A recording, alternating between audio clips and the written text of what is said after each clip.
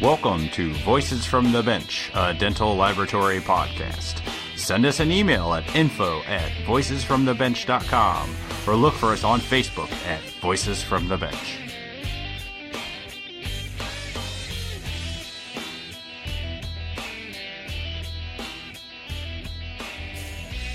Greetings and welcome to episode number 8 of Voices from the Bench. My name is Elvis Dahl from Zionsville, Indiana. Hi guys, Barbara Wojin from Knight Dental Group, Oldsmar, Florida. Good to be here. We have an exciting roundtable. Unfortunately, Barb was out of town at the AC/DC concert. You know, that joke eventually will get old, I'm sure. Barb was at the AACD, so I was joined by 3 individuals that have started their own labs. But what's amazing about it is they're pretty much the only employee. And it's a fascinating tale of how they got started and some of the struggles they see in their lab being the only employee. So this roundtable, I'm joined by Masuda Faiz, Bo Murphy, Rob Greason, and Heather Voss, who helped me put together the group. I believe, Barb, your father started Knight Dental Group by himself. Is that true? Yep. In 1965, my dad was a one-man lab as well. And I can remember my mom always saying, basically, she never saw him. He was always working. You know, it takes a lot of energy and passion to run, a laboratory by yourself because there's so many dynamics to it. And, it's all consuming. So, my hat's off to anyone that's running a 1, 2, 3, 4, 5 person lab or any lab. But, the smaller, the more things that you have to do by yourself. And so you have to multitask and you have to know all things that put the laboratory together, including, admin as well as model all the way through. So yeah, that's where we started. He built it up from the ground up. Never really saw him, not much in my childhood because he was always working. But, you know what? If you love it and you have passion for it, you just make things great. How long was it a solo lab? I think just 2 or 3 years. And then he acquired a partner. And then that's when they moved down to Florida. So they moved to Florida in 1969. And that's when they started it up as a team. And then they got the removables aspect and the frames part of it and collaborated with a couple other people. We're in our 4th laboratory. So he went from, a small house to a bigger small house and then actually opened a lab. And then we built the place that we're in now. And how many employees does Knight Dental Group have now? Over 100. Wow. No rest for the weary. That's amazing. Does your dad ever talk about the days when he was by himself at the bench? No, I hear it more from my mother. Because she was the bystander that never saw him. And us kids growing up, he was always working. And I can remember when I was 6 years old going in and playing with the model work and the dowel pins and drawing faces on the chalkboard. Barb was here. And, I was always in the lab. I was a little lab rat. So I loved it. That is awesome. Thanks. So enough about me and enough about my dad. Let's roll into this awesome podcast. It's a great tale. Hope you guys enjoy. King Arthur had his knights, Captain America has his Avengers, and dentists have their laboratories. These unique individuals have gathered together to entertain and enlighten all who dare to sit down at the round table and listen to the voices from the bench. So this is pretty exciting. This is my first recording for the podcast where I haven't met hardly anybody on it. So this is interesting. I was always utilizing people I knew to be victims. So I really appreciate you guys coming on here. Of course. All right. I'd like to welcome to the roundtable Masuda Faiz. Hey, how are you today? Good. How are you? Good to have you here. Thank you so much. So Faiz Dental Studio in Georgia. Correct. All right. Can you tell me a little bit about your lab and how you got into the industry? Sure. I moved to Georgia, I believe it was in 93, and needed to go to college. And my original, obviously, what I wanted to do was go into medical school. There was a very long wait time, and I was new to the country. And so I found a dental laboratory program. And it was a 2-year degree program that I attended, and I worked for a production lab for 5 years, a very good production lab, actually. And that's when I decided that I really love this profession and I want to be my own boss. And that's where I started, just slowly started one small client and word of mouth kind of got around. And so the 1-person lab, but I got a little bit busier. And several years later, I had to look for an actual office. And moved my location from the house to that office and have two children. Now one of them actually helps a little bit. I go to a lot of training and courses and I travel a lot for more advanced stuff. So I focus mainly on aesthetic cases and full mouth rehab cases, posteriors too, but mainly just an high quality aesthetic lab. And that's what I've been trying to do. And it's getting a little bit harder now because it seems like everybody's going in a different direction that I want to go to. So that's where it's been, I think, 12, 13 years that I've done this on my own. At some point, I did have an employee full time for about 2 years, 2.5 years, and didn't work out. And I recently got into digital dentistry a little bit, and I'm learning that. So, when you were at the larger lab, what did you do there? I did. It was supposed to be an 8-week or a 12-week, I'm forgetting, internship that wasn't going to be paid because of school was sending us. And when I went there the first day, I was an employee. They hired me. So I worked part-time and I started in stain and glaze department. And after a year, when I graduated, they offered me a full-time job in the ceramic department. And started out as doing a couple units a day. And then I was one of the ceramists that they relied on for 10 to 12 units a day. Was it just over the shoulder training, Masuda? The larger lab, it basically, yes, the owner was extremely talented and still are friends. And he saw, I guess, something that he said, if I work with you closely, we can get you to do more of our aesthetic work, which got me really excited because I saw that there were at least 8 ceramists there and everybody was some people were doing just posterior work and they were there 15, 16 years. And I did not want to be stuck in that. And then they sent me to the Hinman and whatever course that was available, the company made, and I wanted to take advantage of it and go to those things. And then once I left, I did it on my own and I spent a lot of my own money trying to get educated and whatever courses, hands-on courses, online now, whatever I can see that someone teaches something new that I don't know, I like to That's the only way to be. I feel like, we have to learn because things are changing so fast that I have to keep up, especially if you're a one-person lab. It's hard to keep up so much that's coming out. Still feel a little behind, actually, in technology, for sure.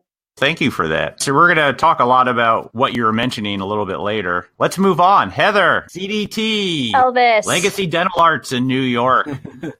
So my story is my dad had a lab. I grew up in the industry. And interesting enough, growing up, wanted nothing to do with it. I did not spend summers working at my dad's lab. I always had a job outside of the industry, went to college for something completely different, had a little too much fun at college. So dad's like, let's take some time out and figure out what you want to be when you grow up, and started working at the lab. And the rest is history. Worked for my family company for 14 years before we were purchased by a dental practice management company.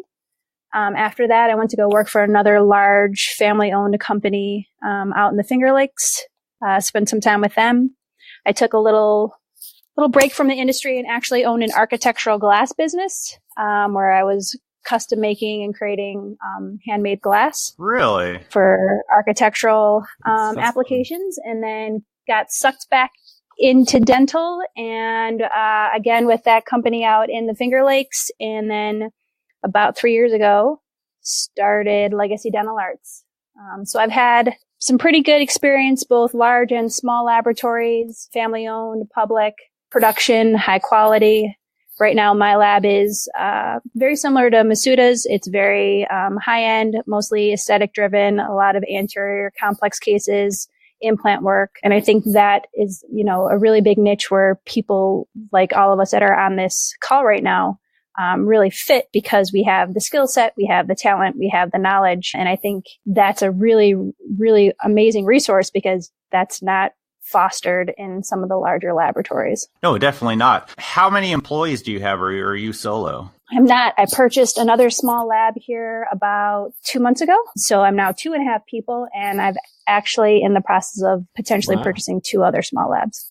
Wow. Are you using their locations or just pulling their people in their account? It's really to pull accounts and to get more depth. And plus, these are people who are older, they're more mature, they've had a level of success in their own career because obviously they've owned their own labs. They're looking for an exit strategy. I'm looking to grow, because I think there's a sweet spot for a small laboratory that you need to be in a volume situation, and resources are important. And it's hard a lot of times when you're small to go out and actively be selling and marketing and, putting full-time resources to that when there's another way to grow. And that can be through acquisition, especially when there's so many people with so many great labs, but don't really have an exit strategy. We're learning that as time goes on, because it seems like all these conferences we go to, they talk about it. So. Right. Interesting. Well, thank you. Rob Greason from Rob Greason Dental Studio. How'd you come up with that name? It took a while. I had to learn how to spell it. Yeah. So give us your story. How'd you fall into this industry? I was going to college and wasn't attending very much, and I had an opportunity to go and work into a dental lab, so I started pursuing that part-time and saw the potential, so I went with it. Started in the model department and worked my way up. With zero knowledge of dental when you started? Zero knowledge. Nice. How long were you there? I was there for 5 years. I started back in 95, and the lab was closing and moving to Brazil in 2000. So you didn't want to make the move? Yeah. He offered to sell it to me at $250,000, and I was only 22, I think, 23. So I passed that up and went to work with another lab for about 2 months. That didn't work out, so I opened my own lab in 2000. And what does your lab mostly focus on? Right now, I'm specializing in functional cases and treating and diagnosing TMDs. Really? That's a bit different than everybody else. Yeah, I found the importance to specialize. So excellent. Bo, how are you, sir? Good, guys. Sorry, I don't want to interrupt anybody or say anything. I'm just trying to listen, and I was looking up Masuda, and your work looks beautiful, and pleasure to meet you over the phone. Over the internet. Over the internet. I know the other crazies on this live recording. Heather's a treat. Met her at a foil course of Vaughn Grows not too long ago, and Rob I met a couple years back at one of the DTG symposiums, and good group you've put together here, Elvis. It's all Heather. Thank you. Oh, good job, Heather. Sorry, all the credit to you, Heather. Good job, Heather. Okay, so really quickly with me, I had no idea about this industry. I was going into physical therapy. I was 19. Parents, drama of the parents divorcing, trying to decide if I move away, where I go, what I do. Decided I was going to really pursue that. I started having some, I don't know, something was in me. I just wasn't feeling it. I love the opportunity to serve people. The physical therapy was something that rang true to me. One of my neighbors was also a physical therapist, and I just really thought that would be amazing to just help people get back on their feet, regain that ability that they've lost. It just, the schooling and some of the trainings and some of the people are just, I don't know, there's something in it. And then my mother, as all mothers most often are so concerned about their children and wanting to help them and guide them. And I don't know where it was her high school friend had actually done a dental technician career, some type of trade school. And she actually found one through John Archibald in Provo, Utah. And she goes, I think what would you think about looking into making teeth? And just tilted my head like a little puppy, just confused. What? Making teeth? What is that? She showed me the school, went down and looked at it. I turned it away. What happened was I turned it away based off this girlfriend. I'd had an opportunity to work for Matt Roberts at the time when I was in. So I'm from Idaho Falls, Idaho originally, and that's where Matt Roberts' CMR Dental Lab is at.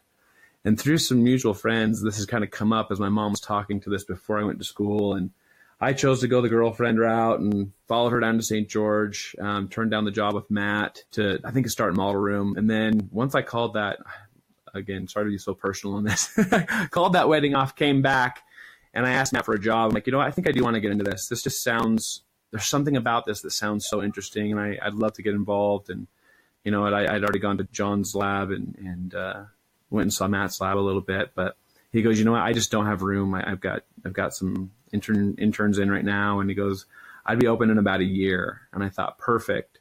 Because John Archibald's school was about 8 months.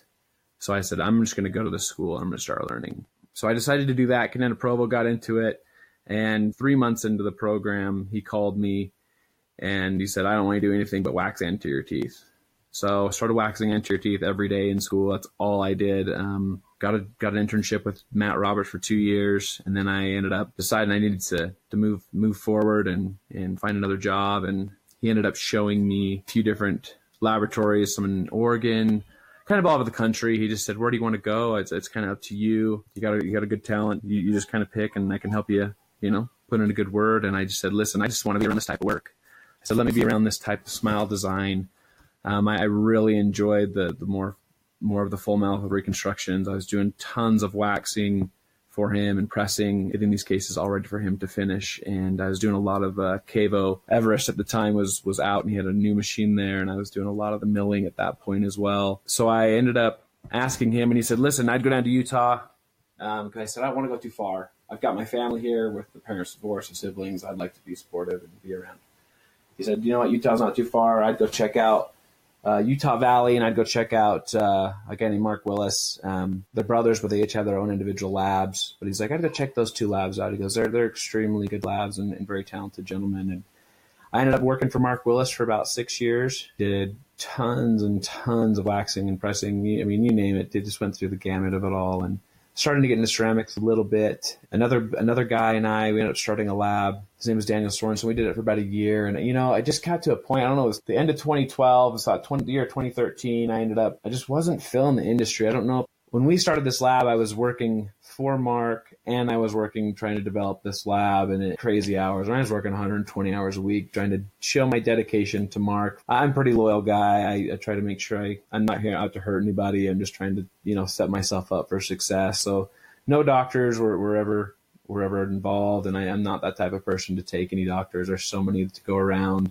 I felt that, we could build that a different way, and so did he. So we went through and built that lab up. I don't know, 2014 came around. I left the industry. I just kind of was kind of fed up with it, just with the hours and the rigmarole of it all. I don't know. I just was bored, I guess, so to speak. And when I left that last year, I did a little personal financing, and it was great. I enjoyed it, but there was something that just kept pulling me back. I just felt this need. I needed to get back into dentistry, but to start my own. There was something about that I just felt like I was really missing, that I really never had the opportunity to do, which was to really focus on getting to know these doctors and really having that opportunity to get to meet the patients and see a case through, have that patient know that you were a part of it as well, and to give that gratitude and share that with you. I was looking for that. There was no emotion for most of my career. It was just, crank this out, get this done, high expectations, high end aesthetic cases. But there was just good job, and that was it, from your boss. And that's great. I think it's great to have those positive words, but I was looking for more. And so I got into the industry, and now I'm focused on high end aesthetic dentistry. I own Fifth Element Dental Design, and, I produce a lot of smile cases, and I also saw the need for the posterior world. So I started a line called Classic Restorations, specifically for the posteriors, but I'm trying to keep them in that middle ground. I'm not looking to go low end. I'm not looking to charge the $400 to $500 high end that a lot of these guys are charging, but still deliver.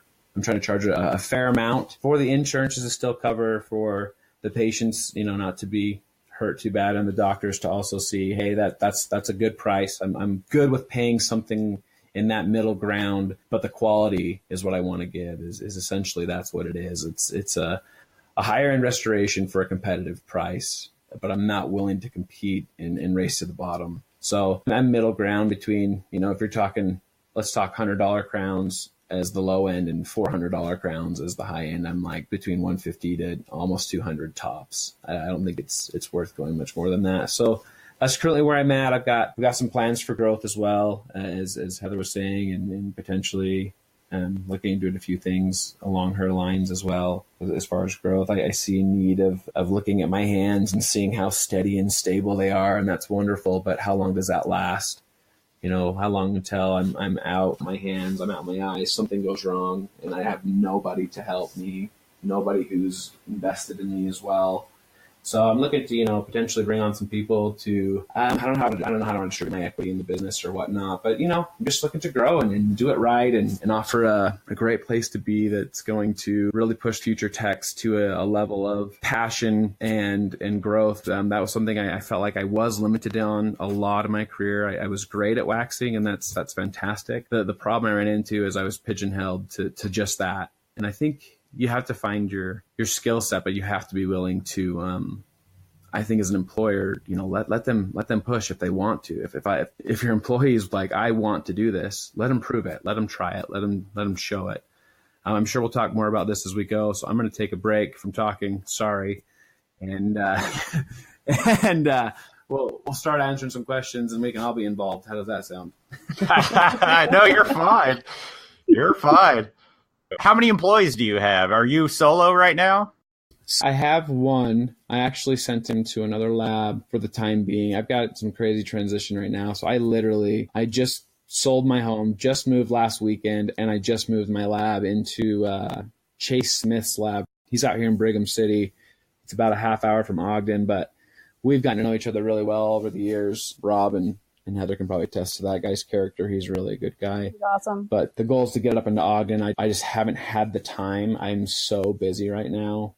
I haven't had the time to really focus on finding anything but a home for my family, let alone a business that I need to put it in. So I just said, hey, can I just come post up there for a little while? And he's like, absolutely, nice. Open arms. So right now I've got one. I sent my employee up there because I knew I was going to come up there. I'm like, you know what? Why don't you go help him out? Why don't you go work? I can take care of what we got going on and help him do his things.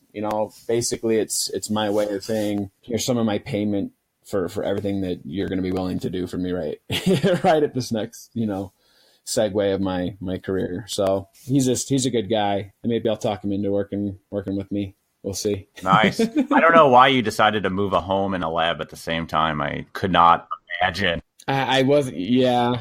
It's the hardest thing in the world. I wouldn't. Wow. Well, I appreciate everyone giving me a bit of history on how you got into it and where you're at now. So let's start talking about some of the challenges you guys run into being such a small lab. I imagine a lot of the same issues that we find in a medium lab that I'm in. But talk about that. What are some of the issues that you think are unique to small labs? What is a medium-sized lab to you, Elvis? What does that mean? That's interesting because at Chicago this year, we're about 21 technicians. Okay. That is now considered large. Yeah, that's a large lab for me. It doesn't feel large to me, and maybe that's just because I've been here for a while. I would say medium now technically would be anywhere from 8 to 12, maybe? I don't know. I think that's the issue, though, with the stratification, because when you take a look at large labs, they take a look at it empirically, when you do any kind of statistics, the problem is that in that large lab category, there's such a vast difference, right? So a large lab could be 50, a large lab could be 500, right? So where do you start it? Do you start it at 20? Do you start it at 50? Do you start it at 75 or 200? So I think Elvis, I would almost agree with you. I think 21 is about medium size. You know what I mean? And especially knowing that you come from a family lab. I mean, because Larry owns that, right? And Larry's owning that. So, I think that may make it feel even more medium just because of the culture.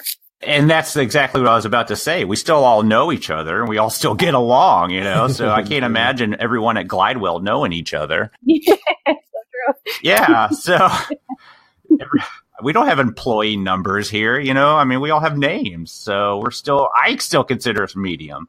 We'll go with it. Yeah. So back to the original question, what are some challenges that you guys think are unique to having 1 to 2 to 5 people in a lab?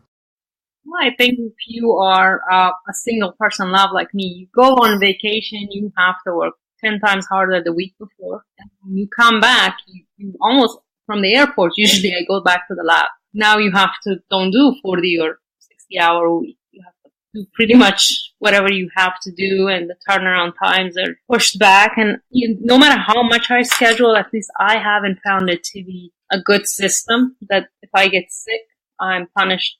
Dare you get sick? I have to now figure out a way.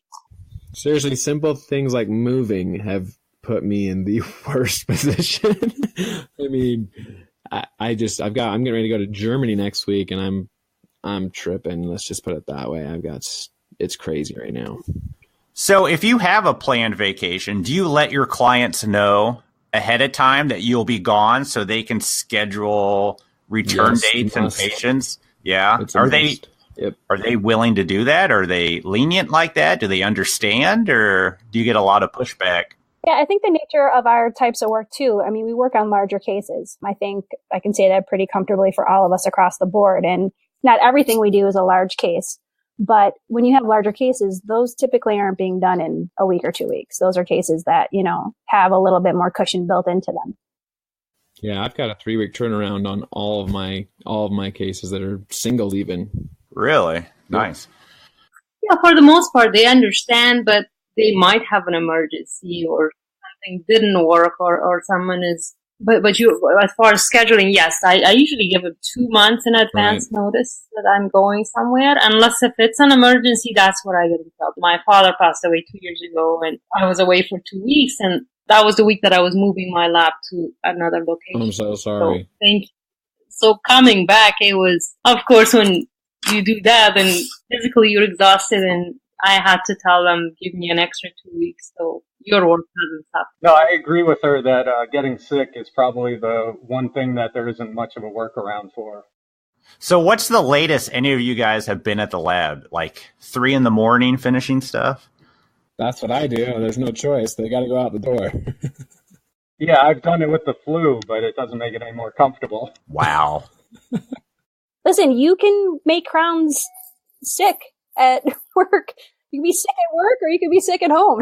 Yeah, for me, it's been 2 or 3 in the morning and then back again about 6. Yeah. That is in the past and it won't happen again.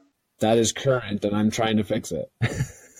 So what about you, Rob? Do you send out announcements when you go on vacation? For me, scheduling is the most important part. If I schedule myself to have enough time to deal with issues, then the crowns aren't getting there late. They're usually getting there early, which they like. And then if I do have a problem, I have a day or 2 to fix it. Yeah. Unless something completely, like I melted it and it was due out the next day or I screwed it up. I mean, I'm not working the wee hours of the morning. Yes, everybody's very understanding. I'm very fortunate with that. When I'm taking a long weekend like this weekend, I just let them know that I'm scheduled to be out of the office. Most times they think it's for continuing education because I do a lot. Mm-hmm. But if it's going to be for a vacation or extended period, I let them know that I will be on vacation. Mm-hmm. Exactly.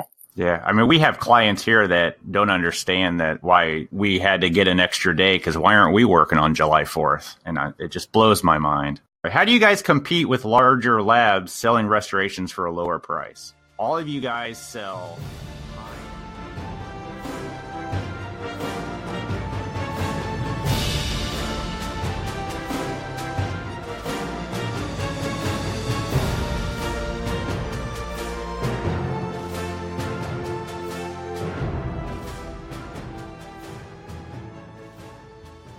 All right, that was part 1 of the roundtable. It was a great discussion. I love hearing about how people got into our industry. Join us next week, part 2. We'll continue the conversation with Masuda, Heather, Bo, and Rob. Yeah, I'm really sorry I missed it, but I enjoyed the heck out of that podcast. Well done, Elvis. Well done, you guys. Well, let's talk about real quick. The foundation has put together a wonderful raffle. It was just launched here at Lab Day West. Yeah, this is an unbelievable opportunity that Iva Clar, Bob Ganley, and all of his team has presented to the foundation. If you guys don't know about the foundation, we're all about giving back to the industry, granting the schools so they can get new equipment, giving grant to dental technicians that want to become CDTs. We've got information on the website for higher learning. It's just an amazing endeavor that I've been involved with and Elvis has been involved with for about 8 years now. And to have this motorcycle and be able to raffle this off, it's been a symbol for Iva Clar since the 80s. It was somebody that couldn't afford the system of Empress way back when, and they decided to trade their motorcycle to be able to afford the Empress system. So there's an amazing story behind it. We're so grateful to be able to raffle this off. So please look into it. It's pretty cool. So $25 a ticket, 5 for $100. Check it out, dentallabfoundation.org/ticket. Pretty cool. I'll put a link up on the site. $100 for 5 tickets. I think I'm going to buy like $500 worth and I'm going to win that bike. And then I'm going to go on a road trip. Nice. You going to get a leather vest with a tooth on the back? Yeah, I'm all about leather. Well, thanks for joining us this week. Remember, as always, spread the word. We want to get as many listeners as we can to enjoy this great content. Send us an email, info@voicesfromthebench.com. If you have any suggestions or feedback, look for us on Facebook.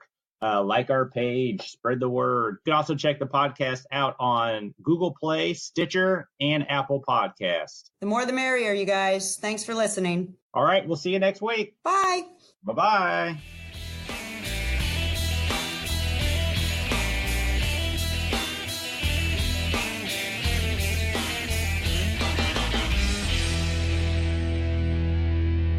I can do it, baby.